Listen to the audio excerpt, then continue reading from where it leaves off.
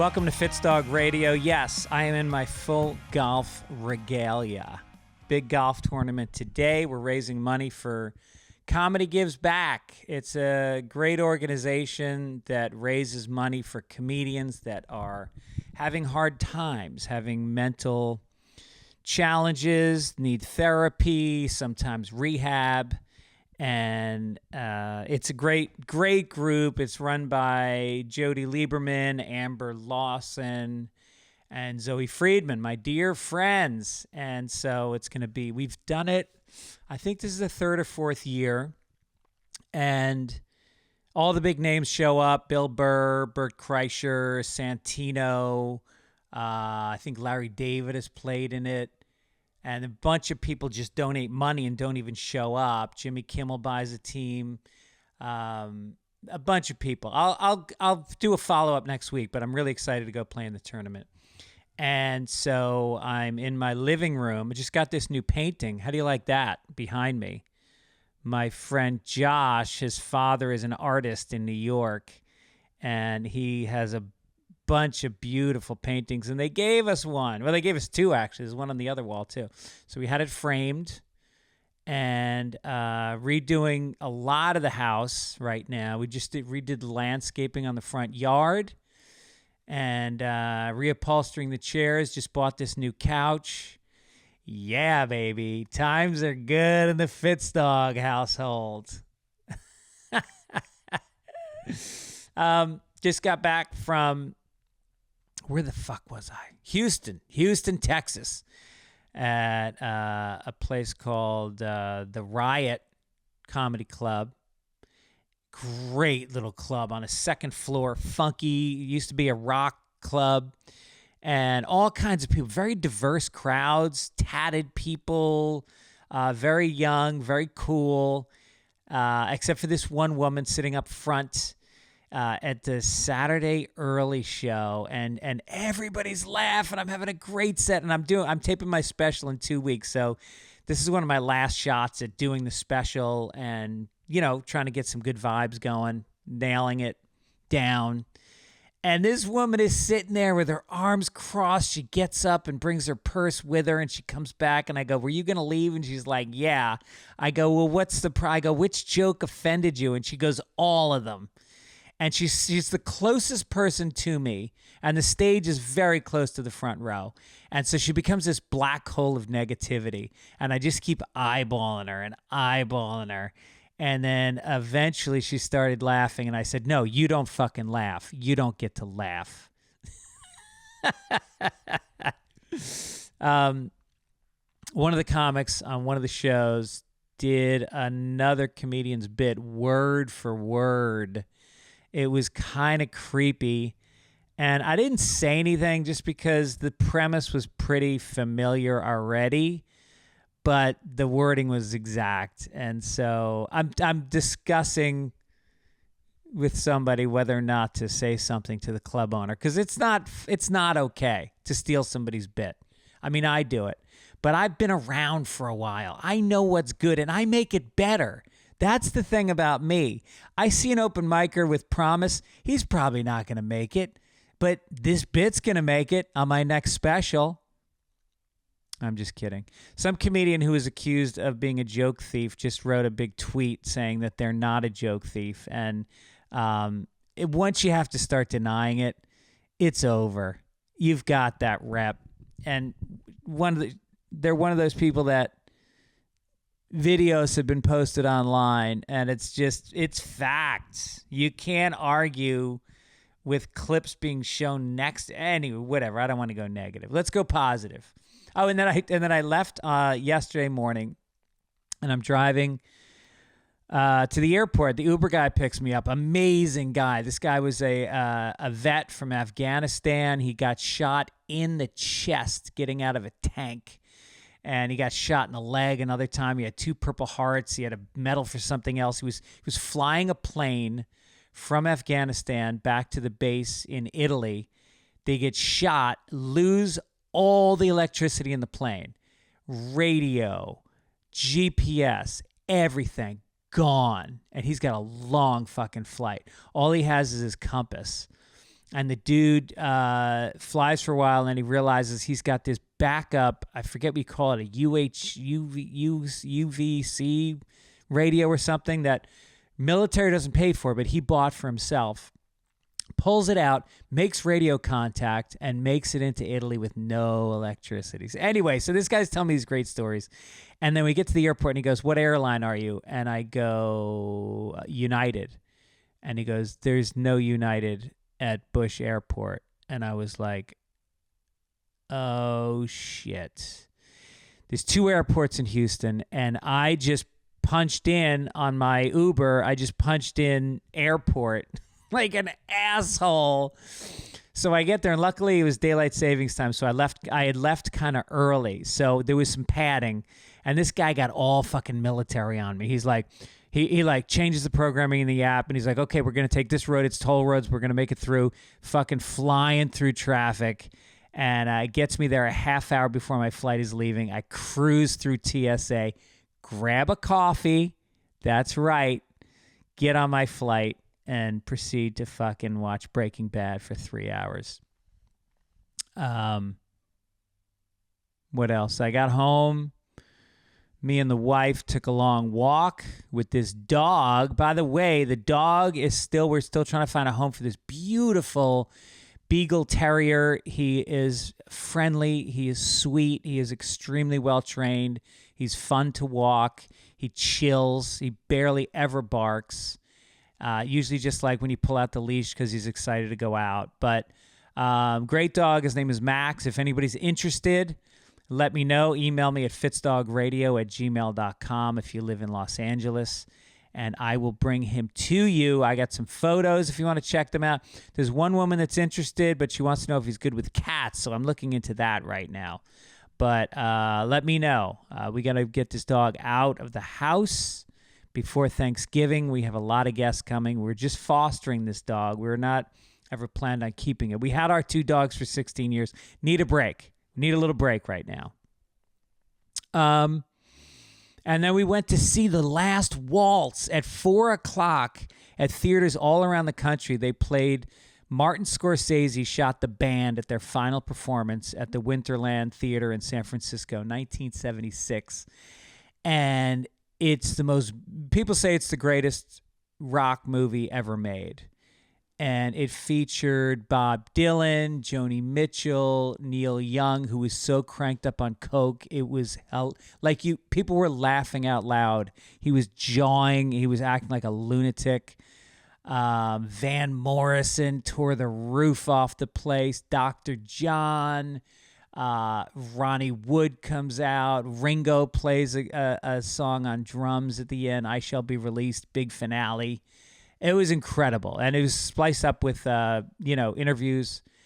Really cool. I don't know if it's staying in the theaters, but even if you only have to watch it on TV, just check out The Last Waltz. It was amazing. We got a letter from Ron who says, "Hey now." He said, "I had the same experience you have with the bidet stream ricocheting water off the dirty asshole and splattering all over my ass cheeks and balls. Sure, my balloon knot feels cleaner, but now I have shit water all over my backside. I feel like it's a controversial opinion, but this is why I don't like the bidet. I even had the $250 fancy one, but I traded it for a TV with my ex-girlfriend." Nasty. Hey, who wants to trade my shit-flaked bidet? I'll even bring it over. That's not a used product, a bidet. Vibrators, bidets. That one goes in the trash. Speaking of trash, I'm doing stand-up comedy on the road. Again, I got 2 shows left. No, what am I saying? Yeah, 2 shows left before I tape my special at the Mothership in Austin on the 18th. I'll be at Bakersfield at a place called the Well on November 11th. Comedy Slice in Ventura. This is a fun little room. November 15th. Austin at the Mothership, November 17th through the 19th. I think most of the shows are sold out, but there may be some tickets left for the other ones. San Francisco Punchline, those will sell out November 30th to December 2nd. Fort Worth at Hyenas, Milwaukee, New Year's Eve. Den Theater in Chicago, January 13th. Atlanta, Portland, La Jolla, Tampa, all coming up. Go to Fitzdog.com. Find out why people are saying the shows are magic. Get your tickets now. Also, don't forget Christmas is coming up. We got a few great Fitzsimmons t-shirts left, so go to the website and pick up those for your loved one. Also, I want to tell you, if you're looking to go to see live music, theater, sports, the best way to do it is with Game Time. It's an app that lets you buy tickets, last-minute tickets, where they get cheaper. You keep an eye on it. There's last-minute deals. You can get a view from the seats of the venue. Lowest price guaranteed. And, I'm looking at tickets right now for, let's see, I'm looking at the Chargers. I want to go get the Chargers next week. But it focuses on your area, your town, your city, and what's popping up there. The price, if you even put in the section, they will find the seats for you for even more savings if you don't pick the exact seats. What else? Take the guesswork out of buying tickets with Game Time. Download the Game Time app, create an account, and use code Fitzdog for $20 off your first purchase. Terms apply. Again, create an account and redeem code FITZDOG for $20 off. Download Game Time today. Last-minute tickets, lowest price, guaranteed. Also want to give a quick shout-out to my buddy Pat House, who's a great comic out of Philly. He's got a new special out, and it's called Live from the Day Job. He filmed it at his day job. He's been bartending at the same, so he's telling me about it, at this golf course for like 20 years. So it's kind of a special thing. So go to YouTube, check out the special from Pat House. My guest today is a guy who I've gotten to know from the clubs in LA and also from his TV show that my kids freaked out about. It's such a good show. It's called This Fool. It's on HULU. And Frankie Quinones is on it. He's been on the podcast before. Michael Imperioli's on it. It's really great. And he's a guy that, was working in a warehouse, like not long ago. This guy is just making it. He's a really interesting, sweet dude. And the second season of the show is now out. You can check out that. So here's my chat with the great Chris Estrada.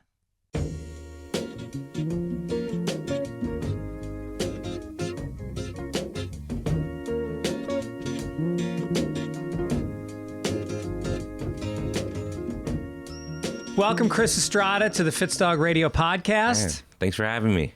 I'm flattered. Apparently, you listen to this stupid show. No, I do. It's crazy. I was listening to it. It was one of the podcasts that I would listen to right before I started comedy and right when I started comedy. No kidding. And so I've listened throughout the years. Wow. And it's weird because it was funny. There's a few podcasts. It was like your podcast, Tom Rhodes had a podcast. Oh yeah. And then WTF, and those were the three podcasts I would listen. Those were the first ones. And then I think Tom Rhodes, I don't know if he does his podcast anymore, but I kept up with you in WTF. So yeah. It's weird because I always, like I was telling you earlier before we started recording, I always thought The Office was in, for people who don't know, it's in Santa Monica, but I always thought it was in by this place called the Promenade. Right. Yeah. Yeah, the Promenade down there is where the West Side Comedy Club is. We've done shows there. We've done shows there together. Yeah. West Side Comedy Club, great club. And then it is kind of a well-kept secret down there. I don't know how anybody finds it. It's literally in an alley. Yeah, it's in an behind alley. The Promenade. Yeah, it's a little bit of it's also a club that I've been, when I started here in LA. Yeah. And it was one of my first open mics. Yeah. Oh, is that right? Yeah. Wow. One of my first open mics. Yeah. That's a cool place to start. It's a cool place, and it's just a trip because I think they bark people in sometimes from the Promenade. Oh, that makes sense. Yeah, right?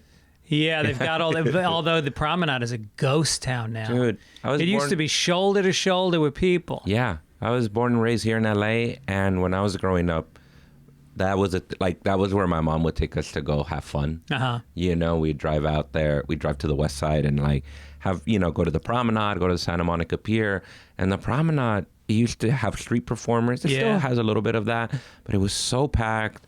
I remember the stores that were there when I was growing up. There was a little bit more like independent stores. Yeah. I remember there was a record store called Penny Lane Records. Oh, is that right? I used to buy like records and like CDs and tapes from. Yeah. They had a great old bookstore. I think it was called the World Bookstore, the Globe Bookstore. Or something. There was one. There was a very like left-leaning political bookstore called Midnight Express. That's what I'm thinking of. That's what you're thinking. Right. The Globe one is on the beach. Yeah. That's a phenomenal one. Yeah. That one's still there.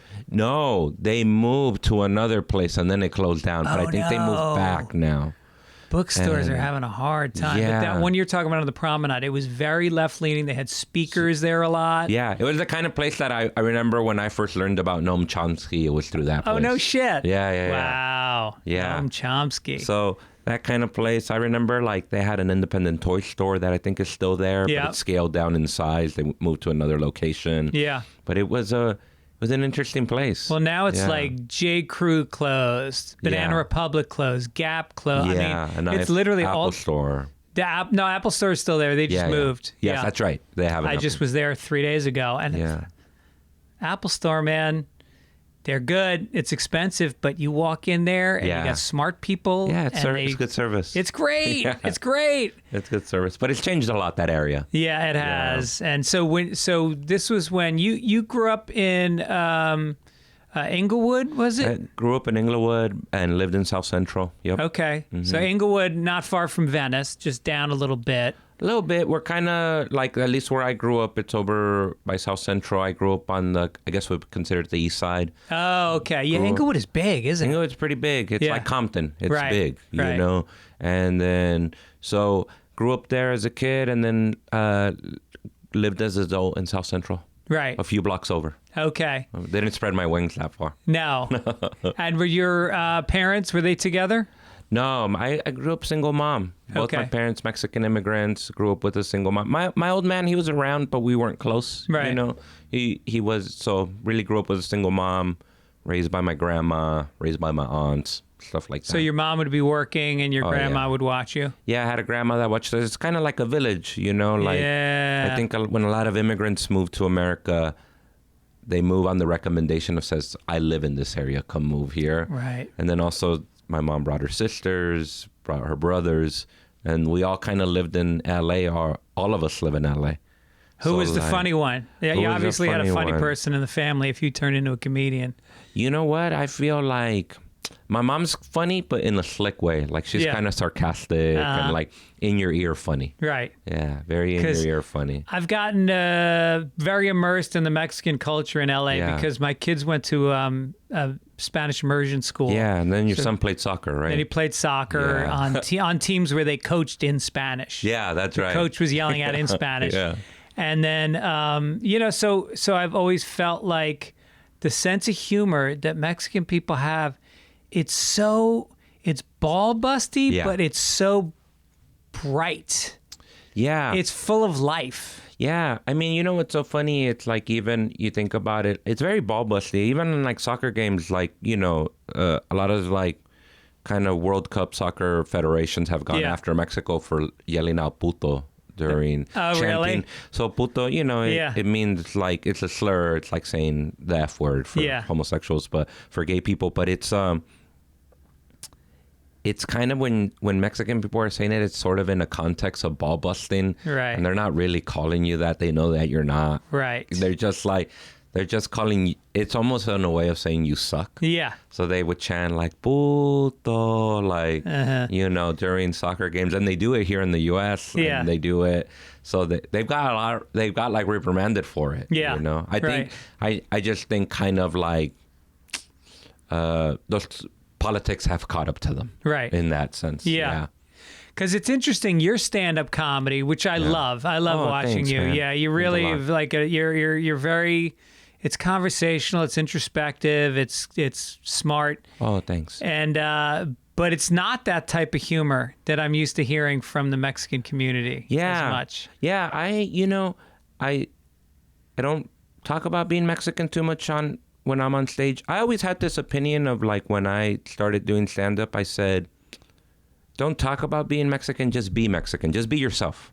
Right. Because I'm a Mexican dude. So that, like, people have a context for me when I go on stage. Right. And they'll understand that, like, oh, this dude's a Mexican dude. Yeah. We got that out the way. Yeah. Now, now let me tell you what I think about things. Or Right. You're not riding it. Yeah, I'm trying not to write it. And there's nothing wrong with people who write it. Some people who do it really good. I think I kind of get excited by the idea of, like, if I can get people, like I always say, if I perform at a show and it's 100% Latino people, that's cool. But I go, am I only talking to Latino people? But if I were to do a show and no Latino people were there, then I would go, am I not talking to my people? Like, am I not resonating with my people? Yeah. So I always like when there's a little bit, like, sometimes there'll be like a tatted up, like, Mexican dude, Latino dude with a face tattoo sitting next to, like, an older white couple who heard me on NPR. Like, yeah. I love that. That's great. Because they sort of have to drop their notions of what maybe they think is culturally funny. Right. And they just got to maybe listen to what I think is funny and, like, the way that's I interesting. communicate Like, funny. if I go to a very white club, like Largo is very white. Yeah. And it is true. They are looking at you through the lens of the people sitting next to them. Yeah. Yeah. So I'm always hoping to pull a little bit of everything. Like, if you could pull a little bit of everything, if there's, like, some black folks there, some white folks, some Latino folks, some Asian folks, like, if I could, even if there's just not that many, but they're there and they laugh, I go, good, I can resonate with you as well, Well, have you done much stand-up in New York City? Because that's what it's all about. It's so mixed. Yeah. I was there not too long ago. I did a few spots and I love it. I think it's like, I love being from LA and I love LA and, like, I would never live anywhere else. But I think for New York is probably the best city for stand-up. I think so. Yeah.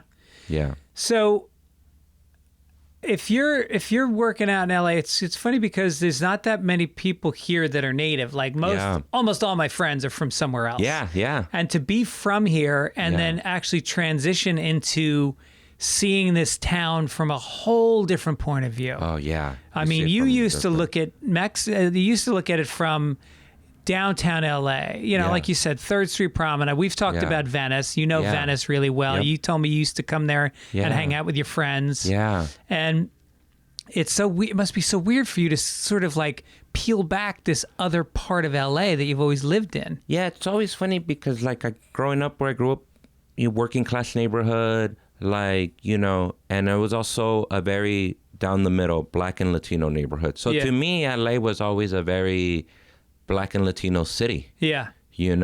And, like, I wasn't until I got older, even before comedy, when I started branching out and embracing the things I like when I would go watch movies. Like, when I was 17, I found out about the New Beverly Cinema.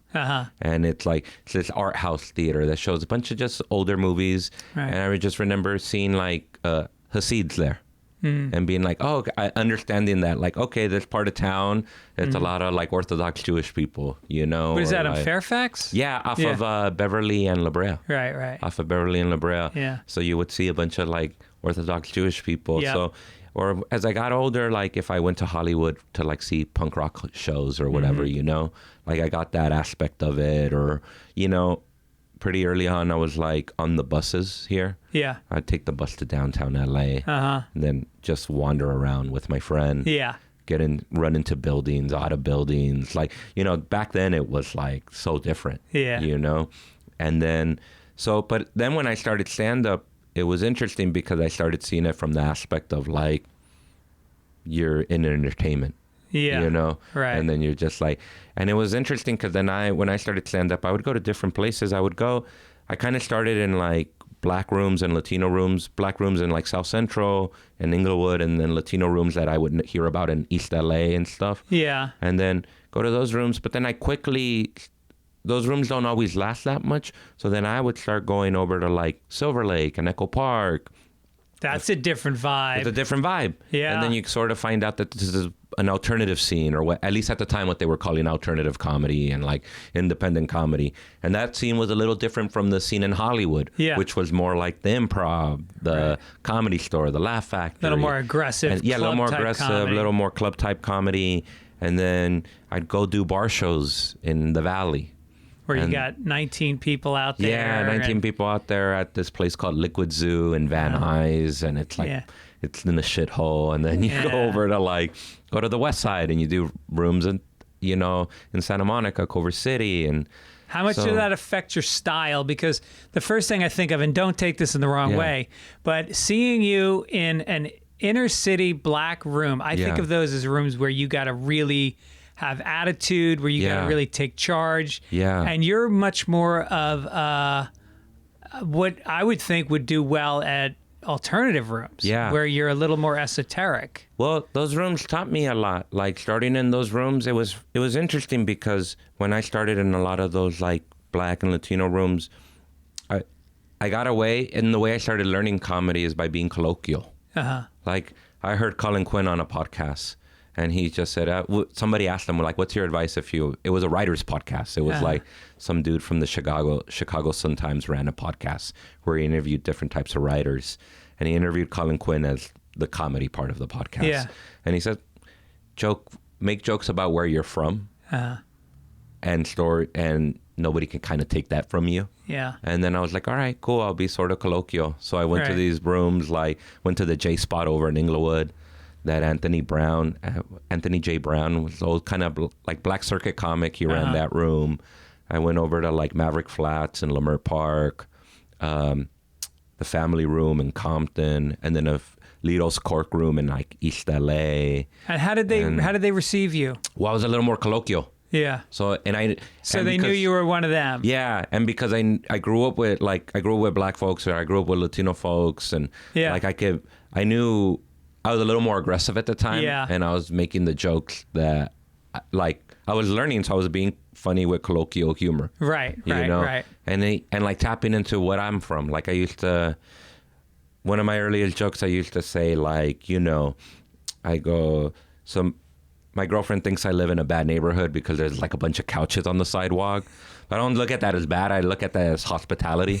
It's like, sit down. Yeah, right. I'm like, you go to a nice neighborhood, there's nowhere to sit down. Right, so like that kind of stuff where I was like, how do I write like jokes in a way, in the vein of comedians that I grew up liking, but in a way that like ties into where I'm from and my experiences. And that worked. And I was doing that. I was maybe a little more aggressive and a little more colloquial at the time. Then when I started branching out and then I started going to like different rooms, I was like, all right, some of this colloquial stuff's not always going to work. How do I be myself, Right. Yeah. So it is interesting, though, because you come, like, what were the schools like that you went to growing up?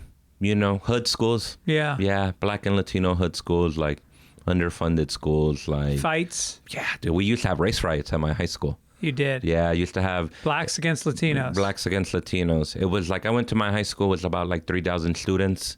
And then, it was cool. You go through metal detectors, random gun checks, some racial tension, but usually like about twice a year there was race riots.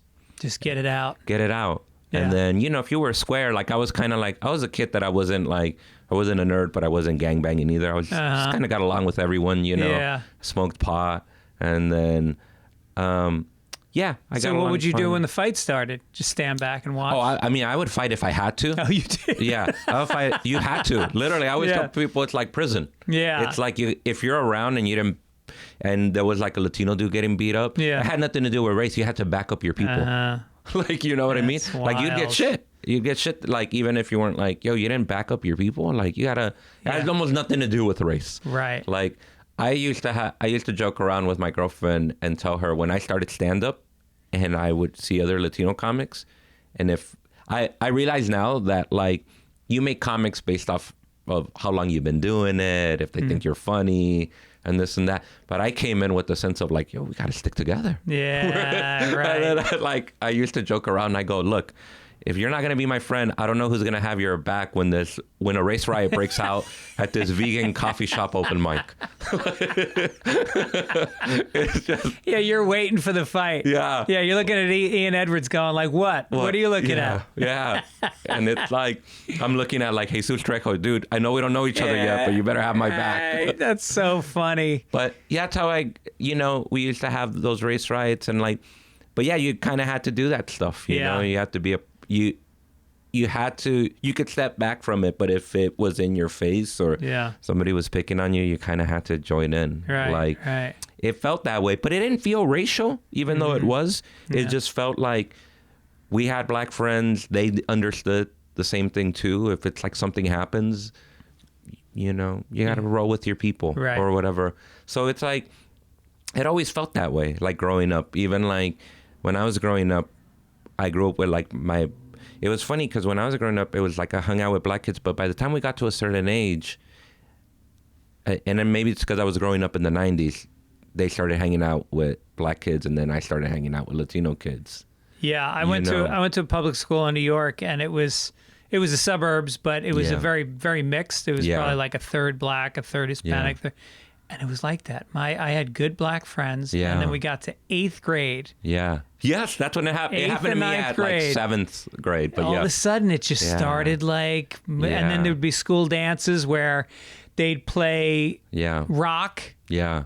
And we would go out and slow dance to Stairway to Heaven, all the white kids. And then they'd play some like, they'd play some disco or some rap, Sugar Hill Gang. And then all of a sudden, all the black kids would go out and dance. It was weird. Yeah, it just happened. But that's what high school was like. That was like my neighborhood was like very like working class, gangs, all that shit. But like working class and then just black and Latino. Do you ever sort of take umbrage with the way these neighborhoods are portrayed in films and movies, and TV? Like it makes it seem like the second you step into South Central, you're going to get jumped and there's going to be gunfire. Yeah. I think the best portrayal I saw growing up was Friday. Yeah. The Ice Cube movie. Right. Because I was like, yo, like people are funny. You know what I mean? Yeah. Like I grew up with funny people, and like there's your neighborhood characters. There's like the homeless dude, the crackhead. There's like the bully on the block. You knew not to go down that street, but you found a catharsis in it, or you knew how to laugh about it. Right. And when I saw Friday, and I was like, even when they had like the cholos in the first Friday, that it's like the dudes that like gave Smoky Angel dust. They were like in a lowrider, and like I don't know, there was just something so funny about that I was just like, this is kind of what it's more like. Right. And of course there's that other stuff, there's like, sure, there's gonna be, but that stuff is so sensational that that's what makes the news. Right. I think it's a mix of both. It's like you have those stuff, and that stuff should be portrayed because it does happen. But then at the same time, these are just working class people.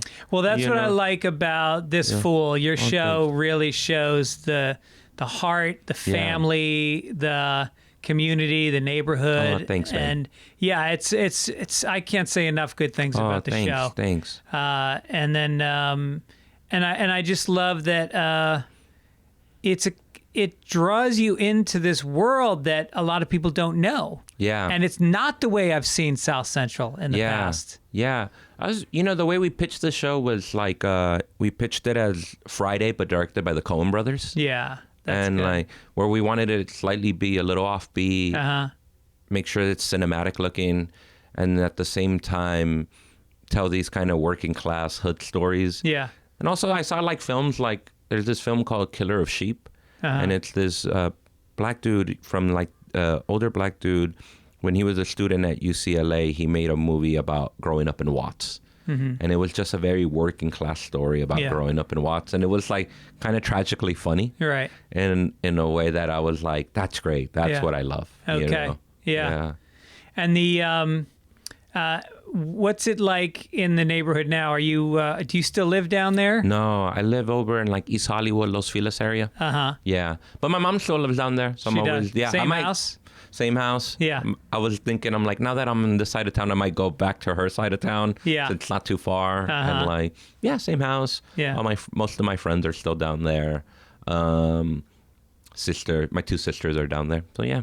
You're such an interesting guy because you come from a world that in some ways is limited in terms of what people are exposed to, what people get turned on by. And you have like a very kind of universal curiosity about life, going to punk rock shows and listening to fucking my podcast. Like you're not a typical guy out of that part of town. Well, you know what's so funny is that, like, I think there's a lot of dudes like me, dudes, men and women. They're just not comedians. You know what I mean? They're not like. I think there's a lot of people down there like that. But there's also, you know, what's so funny? It's like there's more. It's not a whole bunch of us, but there is a lot of people down there that like that kind of stuff. Maybe they're just not out doing comedy, so you don't hear about it. Right. Or also, some of these things are kind of niche. So these audience, like, you're always going to have a little niche of an audience everywhere, I suppose. Right. You know, but there's a lot of, like, Latino kids into, like, in the South LA and, like, East LA area into, like, punk music. And I wasn't the only kid that grew up liking movies. I accredit a lot of that, actually, to just being a latchkey kid. Yeah. Like, my mom was, like, when video rental stores were a thing, she was, like, concerned with me, like, yo, I can't have this kid getting into a gang. Right. So whatever interests him, just nurture that. Okay. And she was like, you like movies? You like watching movies? All right, here's a video rental card. I let the Korean family know that runs it to let you rent whatever you want. Wow. Not porn, but whatever. Right. Like, if it's rated R, it's fine. What were the first films that really hit you? Man, I would say, really weird, but I would say things like Brazil. You ever seen that movie? Yeah. Terry Gilliam, that movie. Just remember being a kid and seeing that video box, and it was so surreal looking. Yeah. And at the time, I was reading comic books, so I was like, this looks interesting. Seeing that. Really weird things like Goodfellas, Dog Day Afternoon. Yeah. You know, Heat was a big one. Yeah. Like, you know, but a real big one too was even like comedies. Like, I think a big one for me, there was a tape floating around in my neighborhood. The kids who were into movies would float around, and it had Raising Arizona on it, which I loved. It's my favorite film of all time. Beautiful. Yeah. Beautiful. I mean, like, I strive to make something like that one day. It's laugh out loud funny. Yeah, hilarious. It's poignant. It says something. It's shot unbelievably well. Yeah. Great soundtrack. Great actors. Yeah. There's a like a poeticness to their dialogue. Yes. You know what I mean? Like, yeah. So I love the Coen brothers. So I think that tape was floating around, and it had Raising Arizona on it, Chasing Amy, and one other, like a Spike Lee movie on it, I think. Maybe Do the Right Thing. Well, you know when you used to buy those VHS tapes that were like 8 hours? Yeah. Shitty quality because there's so much tape. Yeah. But I saw that, and those were the kind of movies that stuck out to me. Right. So, yeah, just watching films pretty early on, and going out to watch movies, being like a big Coen Brothers guy. Were you watching like Richard Pryor concerts and stuff? Yeah, it was funny. I had no notion of wanting to be a stand-up, but I just loved, like, I grew up watching, like, I had a buddy who had This N-Word's Crazy. Yeah. And he would play that. And he was like a buddy 2 years older than me, and it just killed me. Yeah. It would kill me. That, I remember, like, knowing about Bill Hicks. Yeah. Knowing about Carlin. And then as I was getting a little older, I started, and I got Comedy Central, you know, watching guys like Greg Giraldo. Yeah. Colin Quinn. People of that nature, Patrice O'Neill. Yeah. And then that stuff, that really, like that New York stuff really opened my eyes to like comedy and like Dave Attell and stuff like that. Yeah, those are all my favorites. You're naming all my favorites. Yeah. Then at the same time, discovering people like Maria Bamford.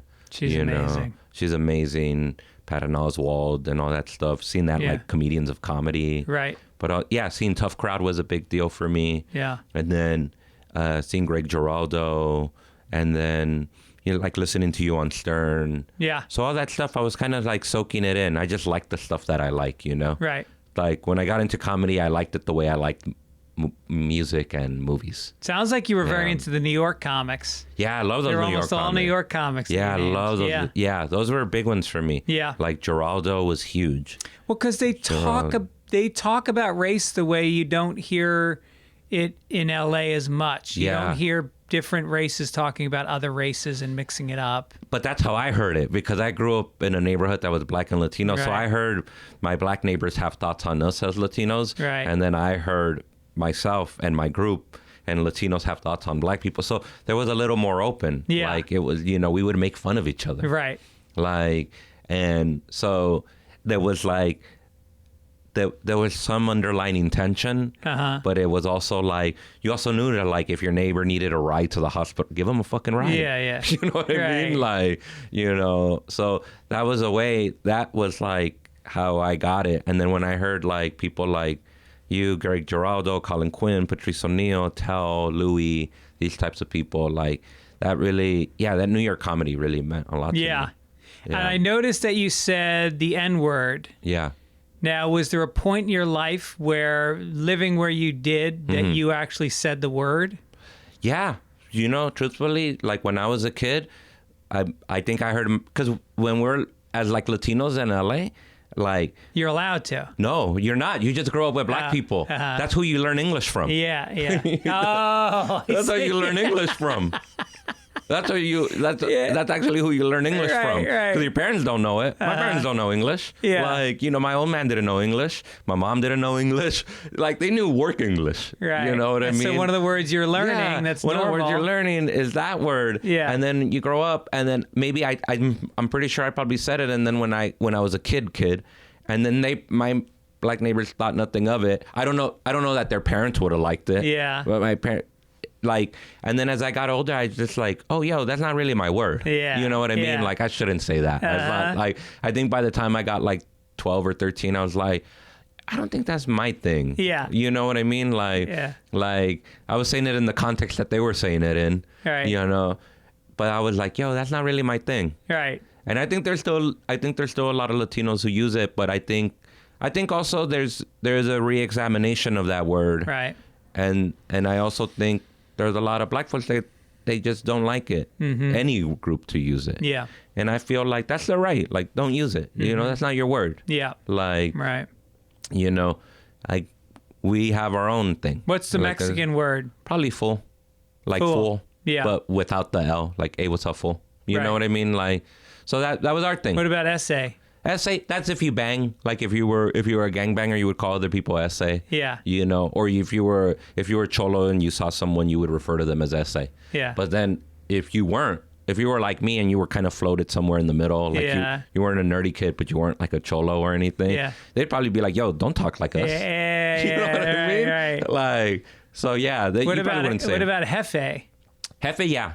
But you would call somebody jefe like an older dude, jefe. Be like, ¿Qué hubo, jefe? Like, you know, hey, what's up, jefe? Like, you call that to an older dude. Yeah. Yeah, you wouldn't necessarily call that to a young dude. It's almost like respect. Yeah, respect. Yeah. Yeah. You'd go, yeah. Like if I saw like an ice cream man, you know, the little dudes pushing the carts. Yeah. Like I would yell out, jefe. And then he'd turn around. Yeah. And it, you know, I'm calling him boss in a very colloquial way. Yeah. So like, no, we probably, at least from my generation, we grew up just calling someone fool. Fool. Yeah, fool. And then, all right, so in terms of, and this is probably a question you hear a lot, but I'm always confused because, all right, I'm going to give you a list of names. And you tell me what's different about them, okay? Cholo. Yeah. Latino. Chicano. Yeah. Hispanic. Spanish. So I'll start with Spanish. Spanish was never a thing out here. Yeah. So Spanish to me... Because on the East Coast, it was Spanish. It's Spanish, yeah. Puerto you call Ricans, people Puerto Ricans, Dominicans. Cubans, yeah, everybody. you say they're Spanish. Yeah. So that was such a weird thing. That's a thing I grew up like listening to like hip hop records. Like if they mention Spanish people, they'll be like, I got the Spanish broad in like so-and-so or whatever, right? Like it'd be like... It took, when I first heard it as a kid, I go, do they mean Spaniards? Yeah. Like Europeans? Like that's what I thought they meant. Yeah. Like because that's what it means out here. Like if you think about it, you think of like, oh, those fools are like our colonizers. Right. Like, you know, like you think of Spanish as Europeans, as Spaniards, you know? And so that out here wasn't ever a thing. Yeah. Like, I don't even think black people out here would call us Spanish.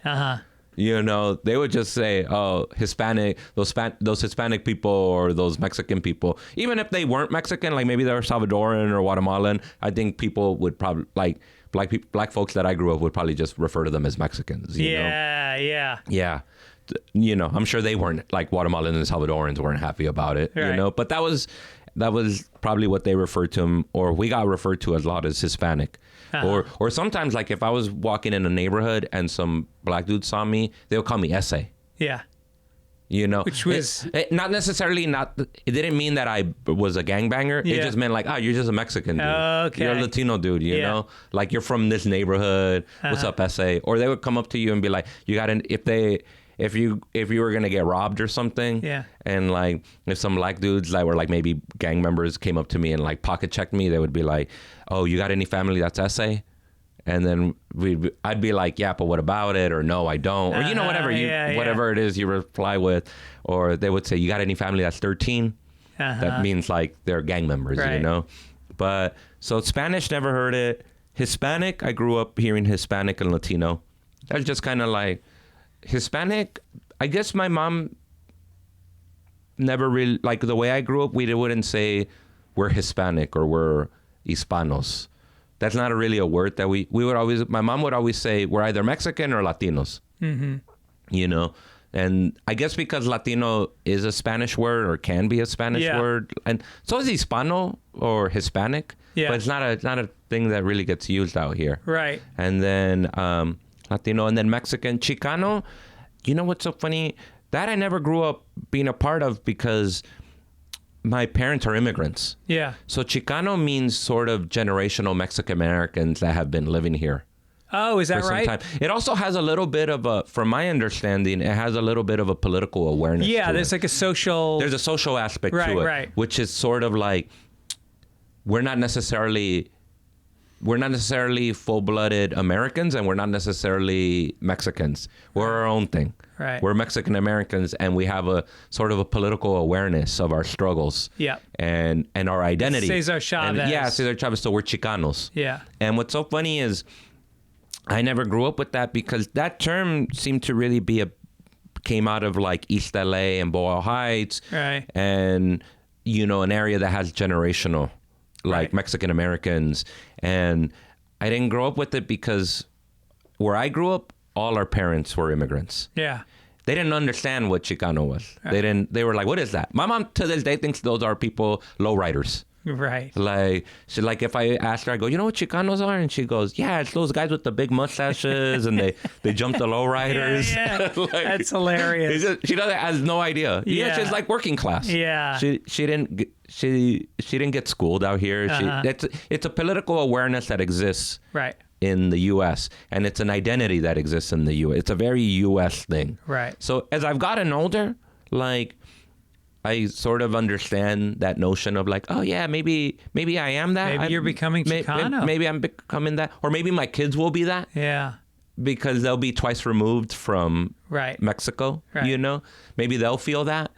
I kind of don't feel that way just because I felt, even though I was born here, I always feel like I'm an immigrant because my parents are immigrants, and we were taught to, we grew up with that immigrant sense of like, you know, oh, don't trust the cops. Like, be quiet. Don't make a scene.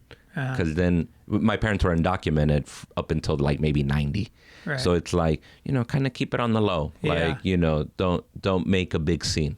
That's what's so funny about, you know, when you hear some of these politicians and talking about how dangerous immigrants are. It's like they are the most kind, law-abiding. If you look at statistically at the crime rates for Latinos, they are half of what they are for other races. Yeah. And it's funny too, because it's like, if somebody were to bring up gangs, I would say, yeah, of course they exist, but they also exist from a state of like economics. Like where are these people growing up? Yeah. Lack of funds. You know what I mean? Like, it's one of those things like, yeah, of course they exist because of that thing. But also there's a lot of like, I don't know. You're right. Statistically speaking, they're not necessarily committing a lot of crimes. No. I mean, maybe on a very legality type of way that they're undocumented. Yeah. You know, but other than that, like, you know, my mom, like, and I don't like to push the grateful minor immigrant either, where you're like, thank you so much, you know. But I think it's just people doing their thing. Like my mom came out here, and when she came out here, she was like, she was like, how do I pay taxes? Like back in the days when she came out here in like the late 70s, it was easy enough that she got a social security number. Oh, she did? Yeah. Okay. She got a social security. That didn't mean that you were documented. No, it just meant we'll take your money and you won't get it back if you don't get documented. Yes. That's what it meant. That's what people don't realize when they say that, immigrants are being a drain on the social services. No, they're actually paying way more in than they're taking out. So much. Because most of them never get that Social Security they back. don't get it back. And you don't really get any of it back until you become a resident. Right. So a resident or a citizen or whatever. So my mom and my old man, when they were around, and most of my aunts and uncles, they were able to get Social Security numbers. It was a pre 9/11 world where it was so much easier, and you would just pay that off. You would just pay your taxes. Yeah. So by the time that you were able to maybe file for residency, they would look at you and be like, "All right, cool. Well, you've been paying taxes for so long, and now you got a payment. Yeah. To you. And then it's like, all right, cool. You got a payment coming to you. We're a little more at ease with making you a resident. Yeah. So that's where a lot of that came from. Yeah. That's cool. Yeah. It wasn't bad. So let's talk about the new season. Came out this summer, the second season of this fool. Second season came out July 28th. Okay, I haven't seen it yet. I apologize. Don't worry about it. I love the Don't show, worry. and I found it through my son. Yeah, I remember when you told me that at Westside. That really meant a lot to me. Yeah, I mean, his friends freaked out about it. They just they love it. And then I had Frankie Quinones. Yeah, he's my co-star in it. And he's great. Yeah. You guys together just have such a great chemistry. Yeah. I love that dude. I've known him for 7-8 years. He took me on the road before I ever had the show. Or I would be his feature. Oh, is that right? Yeah, he would take me on the road to feature for him. And you get to pay him back. Yeah, I get to pay him back. Yeah.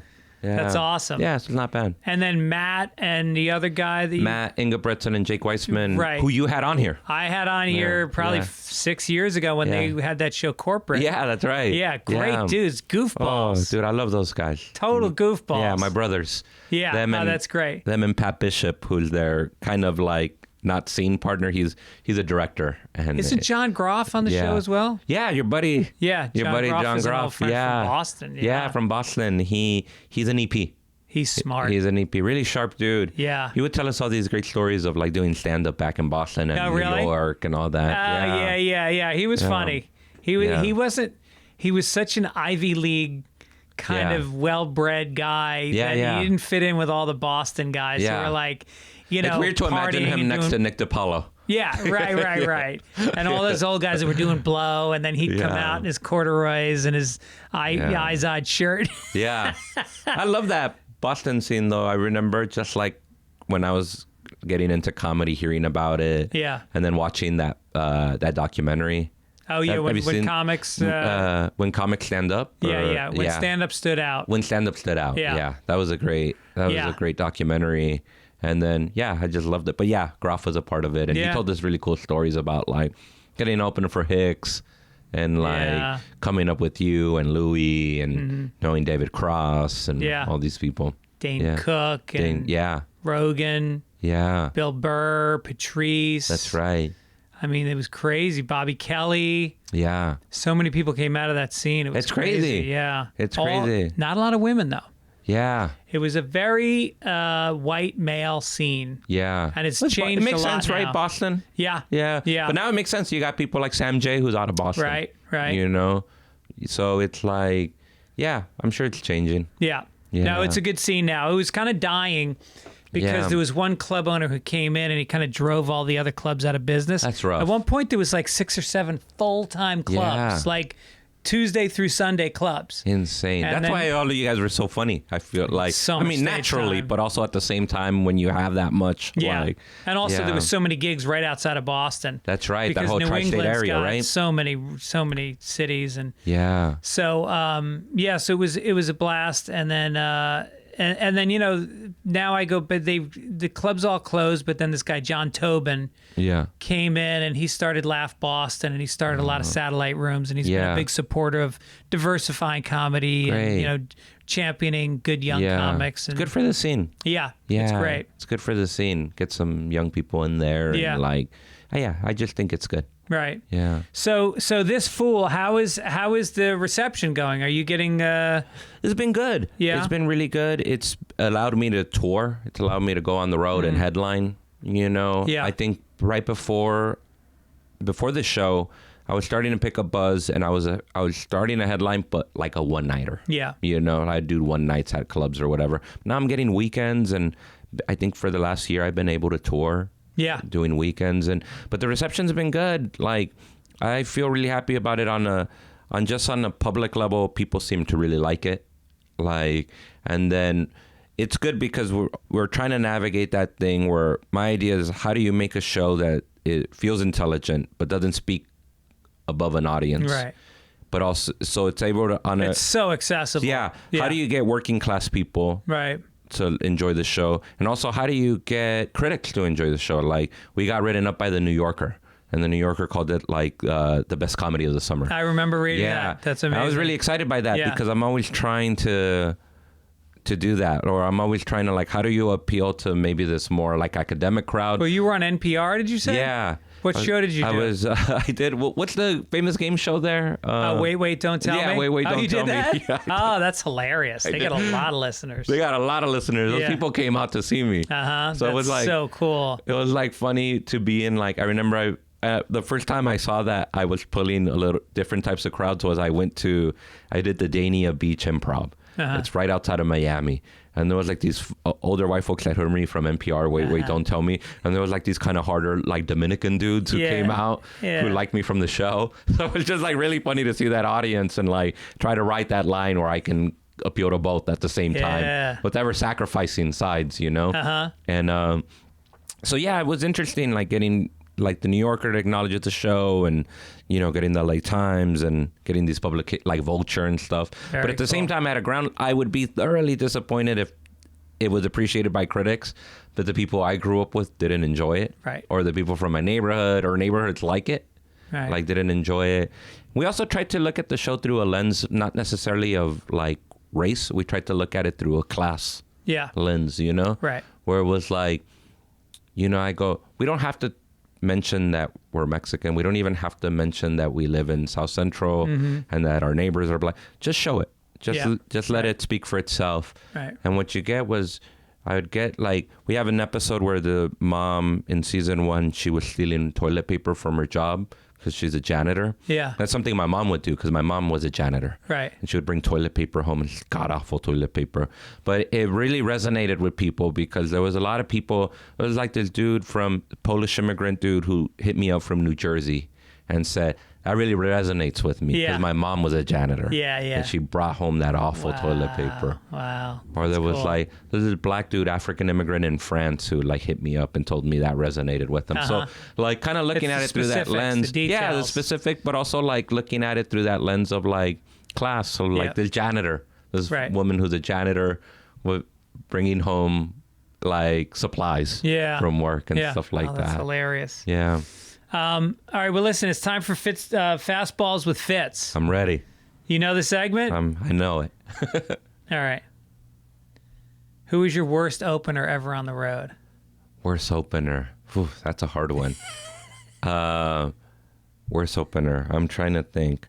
I'll be honest with you, and I'm not saying this because I don't want to burn a bridge. I don't remember their name. Yeah. But it was worst opener on the road I think it was this dude in Texas, maybe Arlington, just new. You know what I mean? And I've been doing stand-up for 10 years, but not that I'm a vet either. Right. But I think he was a year, 2 years in, and just new, just kind of got frustrated, didn't bring me up in the best way. Oh yeah. He brought you up into a dead spot. Well, you know what's so funny? I don't even care about him if he bombed. It's okay. It's my job. It's my job to get them. Right. I just think he didn't bring me up with any sense of enthusiasm. Yeah. Or try to rally the troops. He had collapsed. Yeah. He fell apart. Yeah. Oh God! When he brought me up with a tone of "I'm mad at you," the audience. Yeah, right. So when I came up, it killed me. Right. Sometimes that happens with they forget that they're really not the show. The headliner is the show, and the most important doesn't, like you said, doesn't matter if you bomb. I don't give a shit if somebody bombs. Sometimes I like it. Sometimes I feel wow, this crowd's gonna love me because they just had to sit through this. Yeah, I'm also very happy if they do great. If they annihilate, sure. Amazing. Right. I go, I'm either gonna learn how to ride that wave, or I'm gonna have to work really hard to get them to what my, like my stand-up. Right. So because sometimes like a local feature or an opener can annihilate in a way that like he just knows the city. Yeah. They're very colloquial. So that can be really hard. And that's also good. It's not bad. It's challenging. I like that. Yeah. But it also taught me like, if I can, sometimes I bring a buddy that I came up with to like open for me. Yeah. Just to feature for me. Cause I'm like, there's also this idea of like, if you can, I like somebody getting a good nights of comedy. Like if somebody can go and say, damn, everybody on the show was great. Yeah. I just think it's good for comedy. Absolutely. I think people come back to the club. Yeah. Yeah, I like bringing strong people with me. It depends on where I go. If I go to like San Francisco, I'm not bringing somebody because I know they got killer comics up there. And they got their own system. Yeah. Like if you do Punchline in Cobb's, there's a city, it's a scene. Yep. And they cultivate that scene. Mm-hmm. And they're going to have killer comics. Right. Denver's like that. Yeah, Denver's like that. Yep. Yeah. Boston's like that. Boston, like Cleveland's like that. Cleveland's got great local people. Yeah. Chicago. Yeah. That's right. But if you're going to fucking Sioux City, Iowa, or Grand Rapids, Michigan, you may want to grab bring somebody. Someone with you. Yeah. There are two types of people in the world. Yeah. Go. Oh, there's two types of people in the world. Oh, that's so funny if you said black and Latino right now. Black and Latino. That's what I'm going to steal that from you. No, you know what's so funny is that there is almost, I'll put it like this. There's actually two types of people in the world that I think. There's people who think that racism is a binary and that you're either racist or you're not. Or there's people who understand that like racism is a spectrum. Yeah. You know what I mean? Yeah. I think it's a spectrum. Uh-huh. I think there's a lot of people now who want to look at it as a binary. Right. That you're either you are or you're not. They want to check a box. They want to check a box, and there's also like a moral righteousness to saying you're either this or you're not. Right. Because I'm not. Yeah. But I think if you look at things at a spectrum, and I'm not saying it's right, but I think if you look at things as a spectrum, it allows us all to say, maybe I have some mishaps or maybe I have some blind sides when it comes to race. Right. But I don't know that people want to embrace that.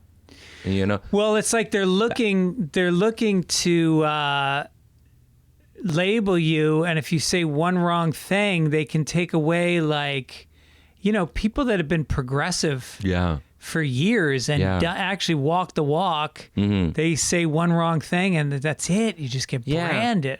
And it's one of those things where I just go, I think it's a spectrum. I think good people are capable of maybe saying a racist thing unknown.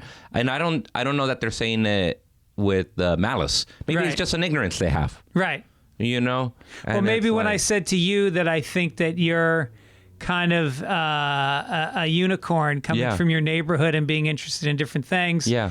And then you were like, no, there's a lot of us. And it's like, I felt in that moment like, that was a little ignorant of me because I don't know. But it didn't feel malicious. No, it wasn't malicious, but it was a little uninformed. Yeah. It was a little naive. Maybe, but I don't. No, but I mean, everybody can grow. Yeah, and absolutely. That's why people talk. Yeah, that's why people talk. Yeah. So I always think of like things are like, I always think of things like in the most interesting, like I try to think of things of like, everybody's a spectrum. Like you think of Tony Soprano, who's like pretty evil dude, but at the same time loved his family. And had these questions of morality. Right. And like, I think people are not just one thing or not, you know. I think, I'm capable of having blind sides when it comes to other ethnicities, and it might not be coming from a malicious place. I just don't know. Right. Although I don't buy into he's good to his family, so he's a good guy. There's a lot of evil dudes that have been great to their families. People say that, like I go, I'm sure Hitler had a dog that he loved. Exactly. Yeah. So I don't. Right. I just think there's like that. I think there is objectable evil in the world. Yeah. Absolutely. Uh-huh. I think for the most part though, and it's just weird. It was so funny. Or you think about like serial killers who at one point loved their families. Oh, there's this famous one about the guy named the Iceman, who was a serial killer for the mob. He worked for all the mobs in New York, and he had a family that he fucking loved his daughter. He was very sweet to his wife. Or I read about the BTK killer who was the same way. Uh-huh. That like my my girlfriend, she used to do stand-up, and one of my favorite jokes of her was saying, she used to say, I want to have kids, but I know that having kids is hard, and it's time-consuming, because if you look up the BTK killer, there was a time that he wasn't active, and they asked him why, and they said, I was raising kids. That's how hard it must be to have kids. You don't have time to kill other ones. He didn't have time to pursue his passion. That's hilarious. All right. What have you turned down recently? What have I turned down? College gigs. You have? Yeah, I'm not good at them. No shit. I'm not good at them. Wow. Yeah, I'm not good at them. I'll do a corporate gig. I won't do I want to start. I'm not good at college gigs. Yeah. I'm not. Like, I just know when I was like, I don't know. I'm not good at them. I kind of come up there and I'm like, my jokes can be a little curmudgeonly, and you just feel like they're so pure that you can't relate to it. They're excited about life. Yeah, right. They're excited about life. They want to hear somebody who's excited about life, somebody who's being silly and stuff. And I'm like, no. But it's so funny. I didn't like those kind of comics when I was growing up. Like when I was growing up, I like you, Greg Giraldo, Colin Quinn, well, because Chris O'Neill. You guys felt like you had life. Yeah. But the kids that go to college shows are not the cool kids. Yeah. The cool kids are at keg parties and at concerts, and they're off campus. And the kids that come are kind of the nerdy. They're nice. Yeah. They're They were cheerleaders in high school. Yeah. I went to one not too long ago, and this one I said, this is my last one. Yeah. I went to go do Connecticut. I did a gig in Connecticut, and it was like 30 minutes of just bombing. Yeah. Just bombing. Ugh.